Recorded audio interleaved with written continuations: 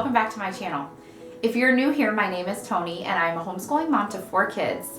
And today's video is super special. I'm so excited about this because it is a collaboration I'm doing with another friend of mine who's on YouTube. Her channel is called Living with Eve, and I'll link her in the description box below so you can head over there afterwards and watch her video.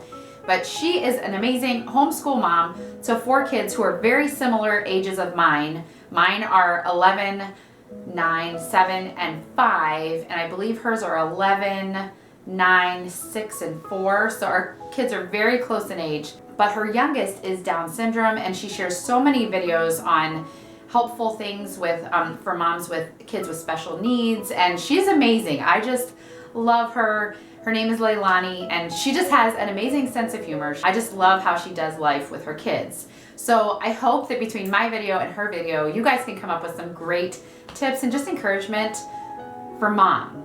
My video today is all about mom. Okay, it might sound selfish, and I kind of felt selfish when I was telling my kids about when they were like, Mom, what's your video today about? And I was like, it's about how to make time for me.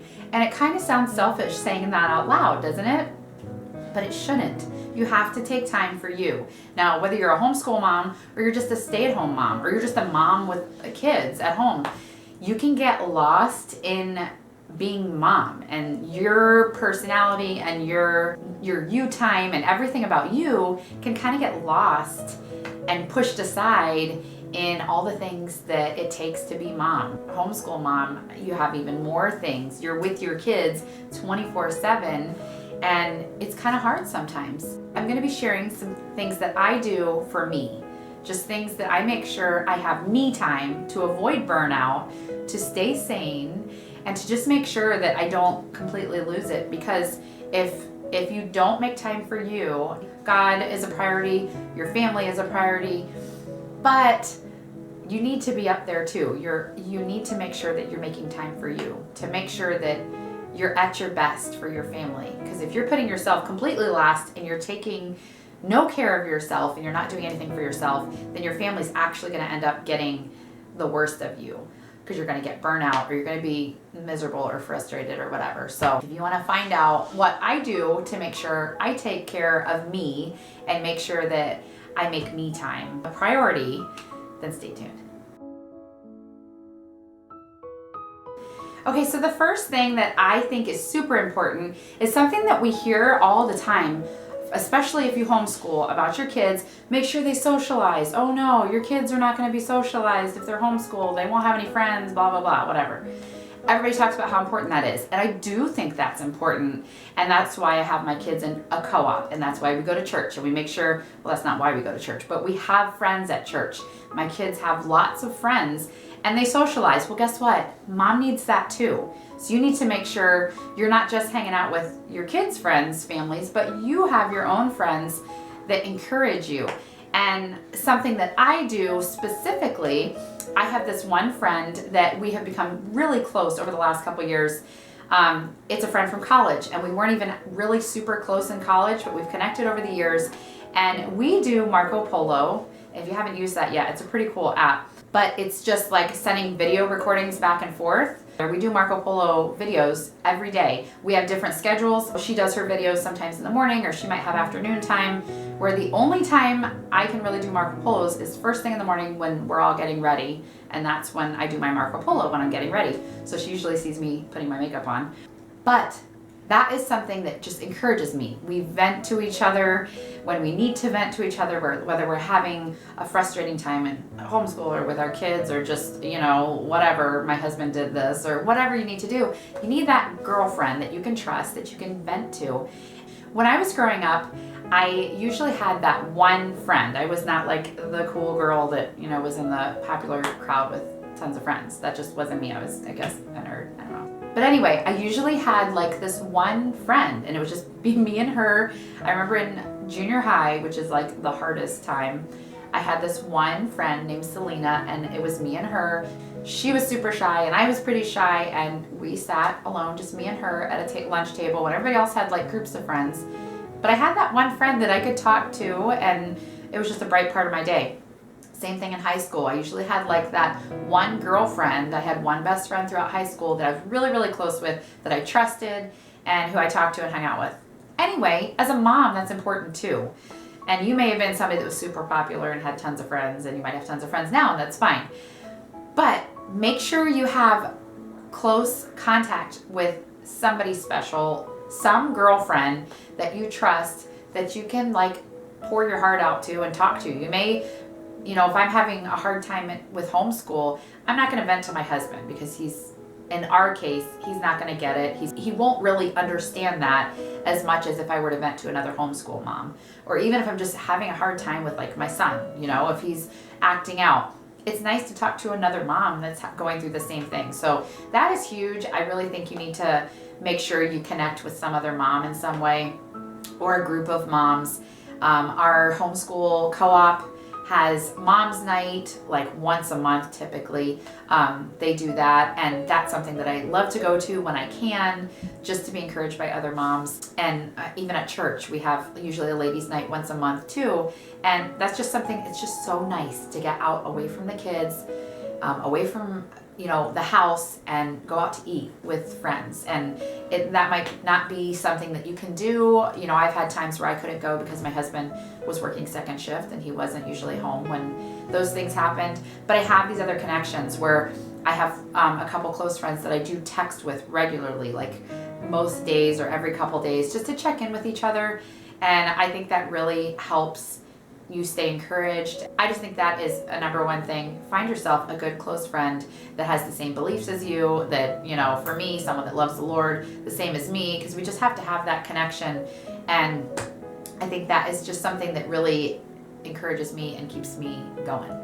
Okay, so the second thing that for me, something I do every single day, and this is just for me and it makes me feel good, is first of all, I get dressed in real clothes. You will not catch me unless I am sick or it's Christmas Day. That's the one day I stay in my jammies all day. You will not catch me in sweatpants or in my jammies, because I just feel like a slob, and I feel like I'm not going to get anything done if I do that. I used to actually, when I discovered LuLaRoe leggings, I was in those like every day because they were so comfortable. And I even got away from those. I was like, no, I'm going to put on jeans. For some reason, I'm more productive when I put on jeans. And I wear sweatshirts a lot, so I may not put on a sweater, but I wear real clothes. I get dressed every day. My kids are the same way. They get dressed every day. I just feel better when I do that. And I feel like I'm more productive too. The other thing I do, which might sound crazy, every single day I do my makeup. I do my hair. I do this because I feel better about myself. It's just something I do for me. And as a kid, actually my whole life, I really struggled with insecurity. And this is something that really helps. Now, if I were to leave the house with no makeup and my hair up in a messy bun, I guarantee you my insecurity would be out the roof. And that's not healthy for me. It's not good for me. So it is something, it doesn't take a long time. I take that maybe 20 minutes in the morning, and I go in my bathroom. Yes, I'm interrupted a bunch of times, but that's a time where I either do Marco Polos with my friend, like I mentioned before, or I will listen to a podcast or something. That's my me time, when I'm just in the bathroom and I put on my makeup, I fix my hair, I either curl my hair or I straighten my hair. I rarely wear my hair up in a messy bun just because I like it down. And I do my nails. This is a new thing that was when I started YouTube. I started doing my nails because for years, I have 3 girls and then I had a little boy. But with my 3 girls, I always painted their nails. And I would paint my toes, but I didn't paint my fingernails because I'm like, every time I do the dishes or I do laundry or I'm cleaning or whatever, my nail polish would chip off. And I was like, what a waste. And my girls always wanted me to paint my nails, but I just didn't. So forever, I've never worn nail polish on my fingernails. But I started doing YouTube, and my daughter watched my first YouTube video, and I was doing a flip through of a book. And she was like, Mom, and she's real sweet. She's not very like brutally honest like one of my other kids.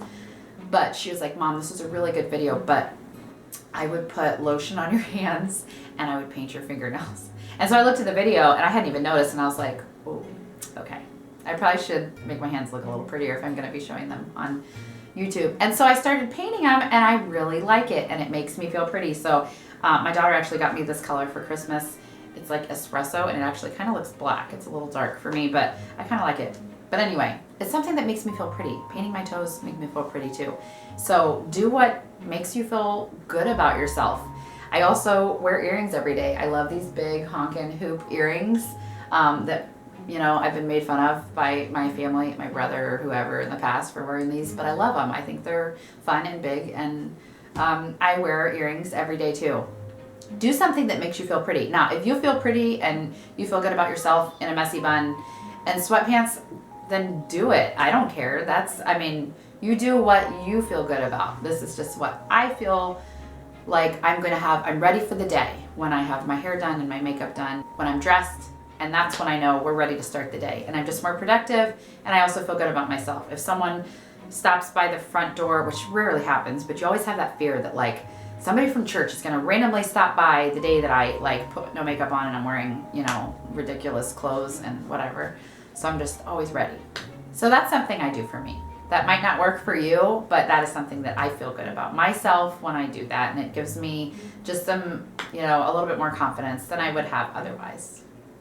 So another thing that I do for me that I've gotten into recently in the last 2 years or so is I discovered audiobooks, especially the Libby app. If you haven't used that, it's just a free app where it links your library card to this app and it links it to your library, and you're basically checking out books, but you're just checking out the audiobook. You're not buying anything. Everything's free. I use this all the time. I started it a couple years ago when we moved into this house, and this house has 2 acres of land, and I would cut the grass, but it'd be 2.5 hours. In the beginning, it was probably 3 hours when I was just getting used to the riding lawnmower. A couple hours of just me out there by myself, and I have listened to so many books. When you have 2.5 hours as a mom, all to yourself, it's pretty amazing. So I actually love cutting the grass. It's winter time right now, so it's kind of a bummer. I don't get that time to myself right now. But that was something I just love, and I love mystery books, so I usually listen to some sort of murder mystery or something like that, and I listen to it so when I'm cutting the grass, or if I'm doing a day of cleaning, if I am reorganizing the schoolroom, or if I decide to reorganize my closet, or if I'm cleaning the kitchen, doing dishes, whatever, I usually will pop in my earbuds and I will listen to an audiobook. And if I'm cleaning, the kids usually leave me alone, and then I'm listening to a book, and it's super fun. So if you have not checked out Libby yet, do that, because it's really great that it's free, and you can find all kinds of genres. My daughter uses it too. When she goes to bed at night, she usually listens to a book on Libby too. But audiobooks are great. It just gives me that time. As a busy mom, you may be like me, where you don't have time to just sit around on the couch and read books all day. Every once in a while, I try to make time for that, and that's something that I really love too. But audiobooks, I do a whole lot more than regular books, because you sit down to open a regular book and your kids are going to interrupt you. So they're oh look, mom's relaxing. But if you're cleaning and doing an audiobook, nobody's going to interrupt you. Not too often. So that's something I do for me. The next thing that I do,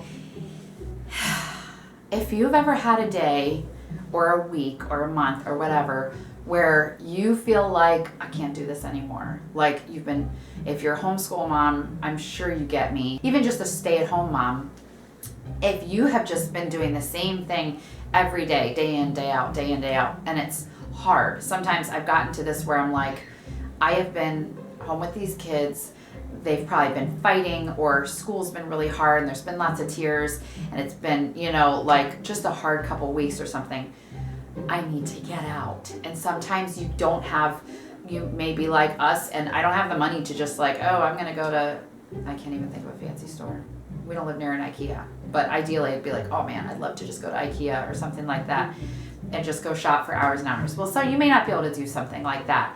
What I have done before, and my husband usually gets it, he can see when, okay, mom needs some time alone. This happened one time last year. I was at my breaking point. I don't remember what was happening, but it was just hard.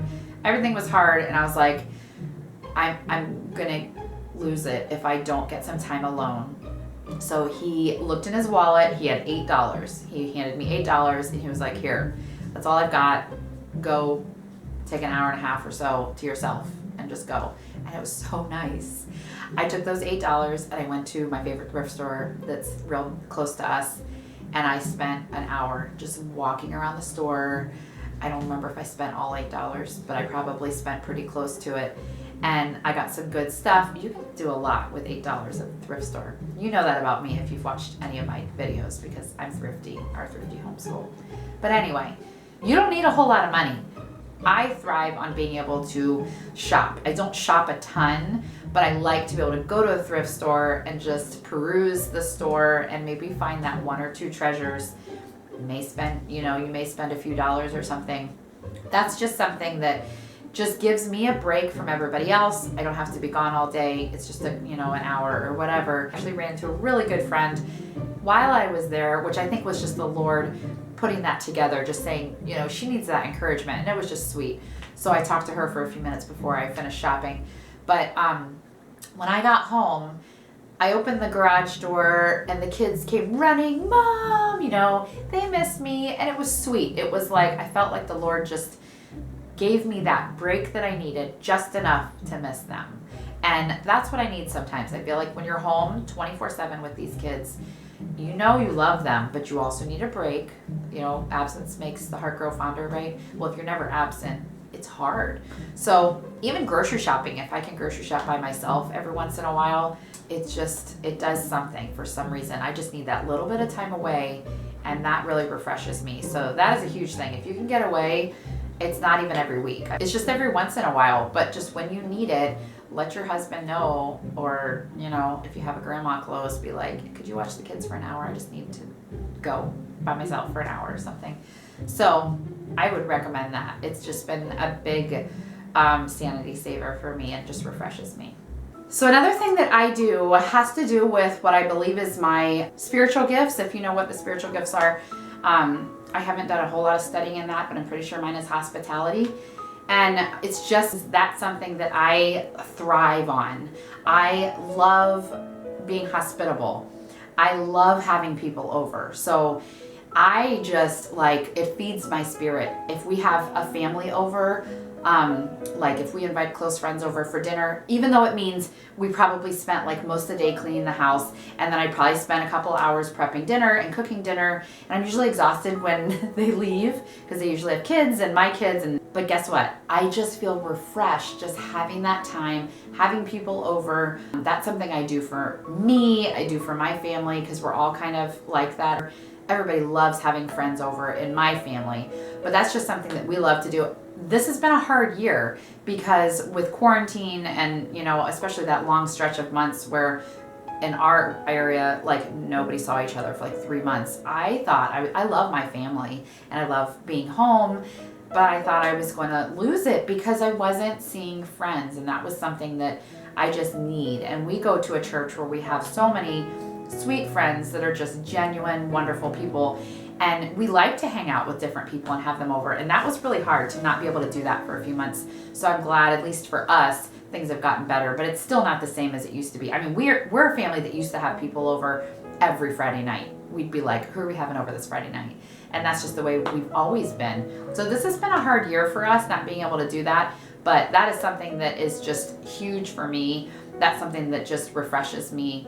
It's just having those friends over. So that goes back to find those good friends that you really love spending time with and that really encourage you and don't bring you down. You want those kind of friends to hang around for your family and for you, and make sure you spend time with them. So that is something that I do for sure, as regularly as we can.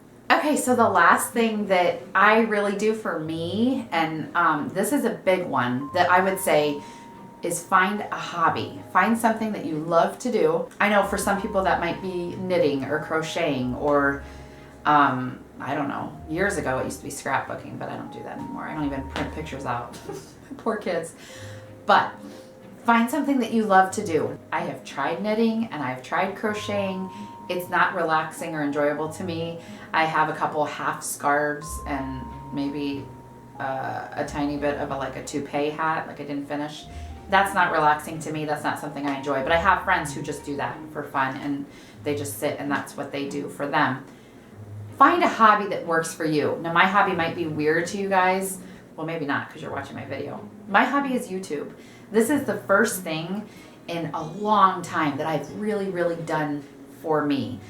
I'm not doing this for my family. It takes away from my family. They're home My husband's even home today, but this is time that I do have to take away from them. But I just really enjoy this. I love helping people. I don't know, for some reason, I guess I do like talking to a camera because, you know, you guys aren't talking back or interrupting or anything. So it's kind of nice to sit in a room by myself, just talking to myself. But anyway, I found that this is something that I really enjoy. I really love doing. And so this is my hobby at the moment. I actually used to be into photography really big when I was in high school and college, and I thought I was going to go into photography. So it kind of makes sense maybe that I ended up doing YouTube. But find something that you love that is just for you. And, you know, other people might benefit from it. I'm hoping that you guys benefit from this when you watch my videos, but it is something that I really do for me. I'm not getting paid for this. I don't have enough subscribers yet or whatever.